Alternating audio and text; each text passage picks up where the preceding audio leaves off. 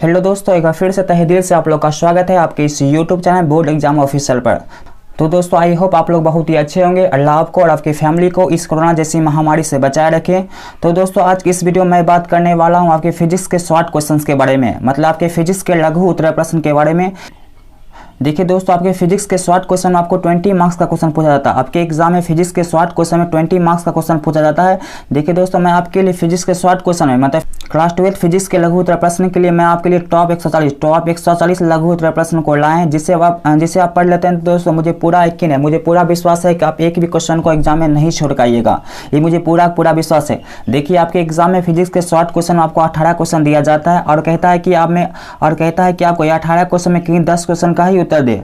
मतलब फ्रेंड्स आपको 18 क्वेश्चन कोई देखिए, मैं आपको फिजिक्स के शॉर्ट क्वेश्चन में 140 क्वेश्चन लघु उत्तर बताऊंगा और मुझे पूरा विश्वास है जो आपके एग्जाम में 18 क्वेश्चन पूछे जाते हैं जो आपके फिजिक्स के शॉर्ट क्वेश्चन में, ये 18 क्वेश्चन 140 क्वेश्चन से ही रहेगा। 100% इसी से रहेगा फ्रेंड्स। तो फ्रेंड्स आप एक कॉपी ले लीजिए, ये सारे क्वेश्चन को आप नोट करते चलिए। देखिए फ्रेंड्स, ये जो टॉप 140 लघु उत्तर प्रश्न है मैं आपको 15 से लेकर 20 पार्ट में बता दूंगा। 15 से लेकर 20 पार्ट में ये सारे क्वेश्चन को बता दूंगा। तो ये पार्ट 1 है, तो ये फ्रेंड्स पार्ट 1 है। इसी तरह पार्ट 2, पार्ट 3, पार्ट 4 इसी तरह से आएगा। तो फ्रेंड्स अभी से ही आप इस चैनल से जुड़ जाइए। लेकिन दोस्तों आज की इस वीडियो में आपको क्वेश्चन नंबर 1 से लेकर क्वेश्चन नंबर 7 तक के आंसर को देखेंगे, मतलब क्वेश्चन नंबर 7 तक को कवर करेंगे। मतलब फ्रेंड्स आज की इस वीडियो में 7 क्वेश्चन तथा उसके आंसर को हम लोग देखने वाले हैं। तो यह वीडियो आपके एग्जाम के नजरिए से बहुत इंपॉर्टेंट होने वाली है। तो फ्रेंड्स इस वीडियो को आप अपने दोस्तों के व्हाट्सएप ग्रुप या किसी भी सोशल मीडिया पर जरूर शेयर करें, क्योंकि फ्रेंड्स आपकी हेल्प की मुझे बहुत ज़रूरत है। तो चलिए दोस्तों आज के इस वीडियो को शुरू करते हैं। तो जैसा कि आप लोग देख सकते हैं कि short question class 12 physics board exam official. तो देखिए पहला क्वेश्चन है आपका, विद्युत आवेश क्या है? विद्युत आवेश क्या है, इसके 2 भौतिक गुण को लिखे। विद्युत आवेश क्या है, इसके 2 भौतिक गुण को लिखिए। बहुत इंपॉर्टेंट क्वेश्चन है। विद्युत आवेश क्या है, इसके 2 भौतिक गुण को लिखिए। और देखिए दोस्तों यह क्वेश्चन 2012 के बोर्ड एग्जाम में पूछा भी गया है। तो चलिए इसके आंसर को देखते हैं, मतलब विद्युत आवेश के बारे में जानते हैं। तो देखिए लिखेंगे विद्युत आवेश, तो इसका परिभाषा हम इस तरह दे सकते हैं कि वह भौतिक राशि जो विद्युत या विद्युतीय प्रभाव को उत्पन्न करे विद्युत आवेश कहलाता है। वह भौतिक राशि जो विद्युत या विद्युतीय प्रभाव को उत्पन्न करे विद्युत आवेश कहलाता है। देखिए उसके बाद आपसे क्वेश्चन पूछ रहा है कि इसके 2 भौतिक गुण को लिखे, मतलब विद्युत आवेश के 2 भौतिक गुण को लिखे। तो देखिए लिखना चाहेंगे हम लोग, इसके 2 भौतिक गुण निम्नलिखित है। इसके 2 भौतिक गुण निम्न है या निम्नलिखित है। तो देखिए पहला गुण यह है कि विद्युत आवेश एक अदिश राशि होता है। विद्युत आवेश एक अदिश राशि होता है। दोस्तों इस बात को आप नोट कर लीजिएगा कि विद्युत आवेश एक अदिश राशि है, क्योंकि इसके बाद देखिए दूसरा भौतिक गुण है इसका, मतलब विद्युत आवेश का। देखिए विद्युत आवेश का ऐसा मात्रक कूलम होता है। विद्युत आवेश का ऐसा मात्रक कूलम होता है। इस बात को भी आप याद रखिएगा कि विद्युत आवेश का ऐसा मात्रक कूलम होता है। यह भी तो ये दोनों पॉइंट को आप बहुत ही अच्छे से याद कर लीजिएगा। 2 पॉइंट में 1 पॉइंट तो आपके एग्जाम में 100% पूछा ही जाता है कि विद्युत आवेश एक अदिश राशि है और दूसरा विद्युत आवेश का ऐसा मात्रक कूलम होता है। ये दोनों बातों को आप याद रखिएगा। चलिए क्वेश्चन नंबर 2 को देखते हैं। तो देखिए क्वेश्चन नंबर 2 कह रहा है कि 2 समान धन विद्युत आवेश के निकाय के बगल में विद्युतीय वक्ररेखाएं खींचे। 2 समान विद्युत आवेश के निकाय के बगल में 2 विद्युतीय वक्ररेखाएं खींचे। बहुत ही इंपॉर्टेंट क्वेश्चन। तो देखिए इसका आंसर हम लोग करेंगे, दो समान धन विद्युत आवेश के निकाय के कारण विद्युतीय वक्ररेखा बाहर की ओर होता है। 2 समान विद्युत आवेश के निकाय के कारण 2 विद्युतीय वक्ररेखाएं बाहर की ओर होता है। चलिए इसका सिंबल देखते हैं। तो देखिए दोस्तों, ये देखिए ये भी हुआ धन आवेश, मतलब ये भी हुआ, देखिए ये भी हुआ धन आवेश और ये भी हुआ धन आवेश, मतलब ये 2 समान धन आवेश है। इसके कारण जो है ना, इसके कारण विद्युतीय वक्ररेखा जो होती है वो बाहर की ओर होती है। जैसा कि आप लोग देख सकते हैं, देखिए तीर का सिंबल देखिए बाहर की ओर जा रहा है, इसको भी देखिए बाहर की ओर जा रहा है, इसको भी देखिए बाहर की ओर जा रहा है। यहाँ फ्रेंड्स अगर आपसे पूछता कि 2 समान ऋण आवेश के कारण, तब पर भी इसका आंसर यही होता है कि 2 समान ऋण आवेश के कारण विद्युतीय वक्ररेखा भी बाहर की ओर होती है। मतलब देखिए यहाँ पर पॉजिटिव की जगह पर निगेटिव रहता है, तब पर भी विद्युतीय वक्ररेखा बाहर की होती है। इस बात को आप ध्यान रखिएगा। 2 समान धन आवेश का है या 2 समान ऋण आवेश का है। हैं। उसके बाद ये क्वेश्चन इसी क्वेश्चन को आपको इस तरह भी पूछ सकता है कि दो असमान विद्युत आवेश कारण, मतलब एक धन आवेश रहेगा और एक ऋण आवेश रहेगा, इसके कारण विद्युतीय वक्ररेखा किस मतलब विद्युतीय वक्ररेखा कहाँ होगा या किस और होगा। तो देखिए दो असमान मतलब एक धन आवेश और एक ऋण आवेश कारण विद्युतीय वक्ररेखा जो होती है वह अंदर की ओर होती है। मतलब देखिए ये धन आवेश हुआ और ये ऋण आवेश हुआ, इसके कारण जो विद्युतीय वक्ररेखा होगी वह अंदर की ओर होगी। मतलब फ्रेंड्स देखिए तीर का सिंबल अंदर की ओर होगा, तीर का सिंबल जो है वह अंदर की ओर होगा। इसको आप ध्यान रखिएगा। इसी क्वेश्चन को 3 तरह से पूछ सकता है। तो ये होगा क्वेश्चन नंबर 2 हो गया। चलिए क्वेश्चन नंबर 3 को देख लेते हैं। देखिए क्वेश्चन नंबर 3 है फ्रेंड्स की आवेशन की विधिया को लिखे। आवेशन की विधिया को लिखे। देखिए आवेशन कहते हैं कि किसी भी वस्तु को हम जब चार्ज करते हैं, मतलब किसी वस्तु को चार्ज करने की कितनी विधि होती है, मतलब हम कितने तरीके से किसी वस्तु को चार्ज कर सकते हैं, मतलब उसे आवेशित कर सकते हैं।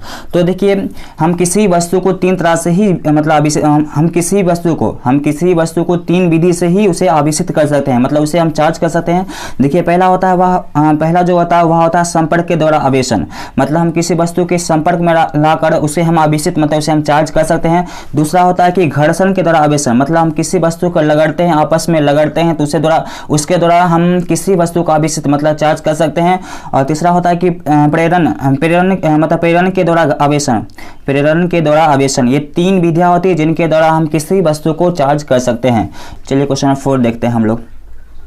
क्वेश्चन नंबर 4 बहुत ही इंपॉर्टेंट है आपके एग्जाम के लिए। क्वेश्चन फ्रेंड्स आपसे कह रहा है कि आवेश का क्वांटमीकरण को परिभाषित करें। आवेश का क्वांटमीकरण को परिभाषित करें। बहुत ही इंपॉर्टेंट क्वेश्चन इस बार के एग्जाम के लिए, बहुत इंपॉर्टेंट। तो लिखेंगे देखिए आवेश का क्वांटमीकरण, तो इसका परिभाषा या इसके बारे में लिखेंगे हम लोग।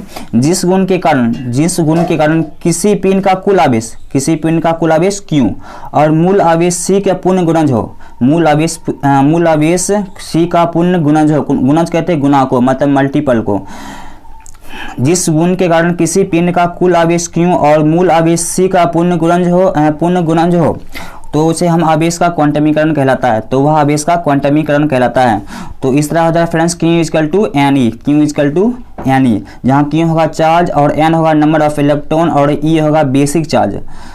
जहाँ Q हो गया चार्ज और N हो गया नंबर ऑफ इलेक्ट्रॉन और E हो गया बेसिक चार्ज। बहुत इंपॉर्टेंट क्वेश्चन है ये। तो ये होगा क्वेश्चन नंबर 4। अब क्वेश्चन नंबर 5 देखते हैं। देखिए क्वेश्चन नंबर 5 है, देखिए क्वेश्चन नंबर 5 2017 के बोर्ड एग्जाम में पूछा हुआ क्वेश्चन है। देखिए 2017 के बोर्ड एग्जाम में पूछा हुआ क्वेश्चन है। क्वेश्चन आपसे कह रहा है कि आवेश के संरक्षण नियम को समझाइए या आवेश संरक्षण नियम को समझाइए। तो क्वेश्चन का कहने का मतलब यह हुआ कि आप आवेश को किस तरह से संरक्षित मतलब किस तरह से सुरक्षित रख सकते हैं, उसके नियम को जो होता है उसको समझाना है। तो देखिए इसमें लिख सकते हैं हम लोग आवेश के संरक्षण के नियम। तो चलिए इसमें लिखते हैं आवेश को ना ही उत्पन्न किया जा सकता है और ना ही नष्ट किया जा सकता है। आवेश को ना ही उत्पन्न किया जा सकता है और ना ही नष्ट किया जा सकता है, क्योंकि वल गति निकाय में कुल आवेश जो होता है वह संरक्षित मतलब सुरक्षित रहता है। जैसे आप लोग देख सकते हैं यूरेलियम मतलब जिसे हम यू से सिंबल होता है, जिसे हम यू द्वारा मतलब दर्शाते हैं, जिसका परमाणु संख्या होता है 92 और परमाणु द्रव्यमान 235 होता है। जब हम यूरेलियम को तोड़ते हैं तो बेरिलियम प्लस क्रिप्टन में टूटता है, मतलब Ba प्लस Kr।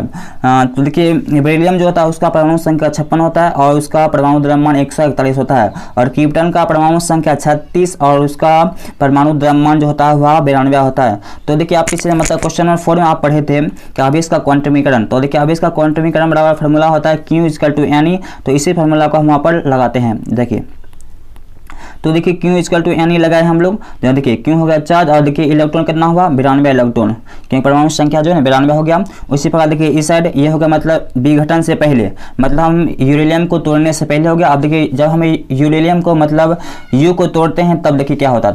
तो देखिए Q इक्वल टू Ne हो गया। तो देखिए जब हम यूरेलियम को तोड़ते हैं तो बेरिलियम प्लस क्रिप्टन टूटा। तो देखिए बेरिलियम का इलेक्ट्रॉन हो गया 56 और क्रिप्टन का इलेक्ट्रॉन हो गया 36 प्लस इलेक्ट्रॉन। तो जब इसको हम जोड़ते हैं मतलब 56 प्लस 36 करते हैं तो 92 इलेक्ट्रॉन हुआ। तो देखिए यहाँ पर भी 92 और यहाँ पर भी 92। इससे क्या स्पष्ट हुआ कि इससे यह स्पष्ट होता है कि ना ही हम आवेश को उत्पन्न कर सकते हैं और ना ही आवेश को हम नष्ट कर सकते हैं। तो वही है फ्रेंड्स आवेश संरक्षण के सिद्धांत। तो ये क्वेश्चन नंबर 5 हो गया। चलिए क्वेश्चन नंबर 6 बहुत इंपॉर्टेंट क्वेश्चन नंबर 6 आपके एग्जाम के लिए बहुत इंपॉर्टेंट है। देखिए क्वेश्चन नंबर 6 कह रहा है कि कूलम के नियम की सीमाएं को लिखे। कूलम के नियम की सीमाएं को लिखे। तो देखिए लिखेंगे हम लोग कूलम के नियम की सीमाएं निम्नलिखित है। कूलम के नियम की सीमाएं निम्नलिखित है। चलिए इसकी सीमाएं को देखते हैं हम लोग। तो देखिए कूलम के नियम का सीमा, देखिए प्रथम सीमा यह है कि यह एक प्रायोगिक नियम है, मतलब कूलम का नियम जो होता है वह एक प्रायोगिक नियम है, मतलब प्रैक्टिकल पर आधारित एक नियम है। दूसरा इसका नियम होता है कि यह माध्यम पर आधारित नियम है, यह माध्यम पर आधारित नियम है। तीसरा होता है कि यह केवल 2 बिंदुवत आवेश के लिए लागू होता है, यह 2 बिंदुवत या 2 बिंदु आवेश के लिए लागू होता है। तीसरा होता है कि यह कुछ किलोमीटर, चौथा होता है यह कुछ किलोमीटर के लिए मान्य होता है। ये 4 मतलब कूलम के नियम की सीमाएं होती है। कूलम के नियम, चलिए इसको दोबारा रीड करते हैं हम लोग। तो देखिए कूलम के नियम की सीमाएं निम्नलिखित है। देखिए पहला यह हुआ कि यह एक प्रायोगिक नियम है। दूसरा हुआ कि यह माध्यम पर आधारित नियम है। तीसरा यह केवल 2 बिंदुवत या 2 बिंदु आवेश के लिए लागू होता है। और चौथा यह कुछ किलोमीटर के लिए मान्य है। तो ये होगा क्वेश्चन नंबर 6। चलिए इस वीडियो का अंतिम क्वेश्चन को हम लोग देखते हैं, क्वेश्चन नंबर 7 को। देखिए क्वेश्चन नंबर 7 भी इंपॉर्टेंट है। देखिए क्वेश्चन नंबर 7 कह रहा है कि क्या कूलम का नियम एक सार्वत्रिक नियम है? क्या कूलम का नियम एक सार्वत्रिक नियम है? तो चलिए जानते हैं कि क्या कूलम का नियम एक सार्वत्रिक नियम है। तो देखिए लिखेंगे इसमें कूलम का नियम एक सार्वत्रिक नियम नहीं होता है। कूलम का नियम सार्वत्रिक नियम नहीं होता। देखिए सार्वत्रिक कहते हैं कि जो सभी जगह लागू होता है, मतलब जो सभी जगह मान्य होता है उसे को हम लोग सार्वत्रिक कहते हैं। तो देखिए कूलम का नियम एक सार्वत्रिक नियम नहीं होता है, क्योंकि कूलम का नियम जो होता है वह माध्यम पर आधारित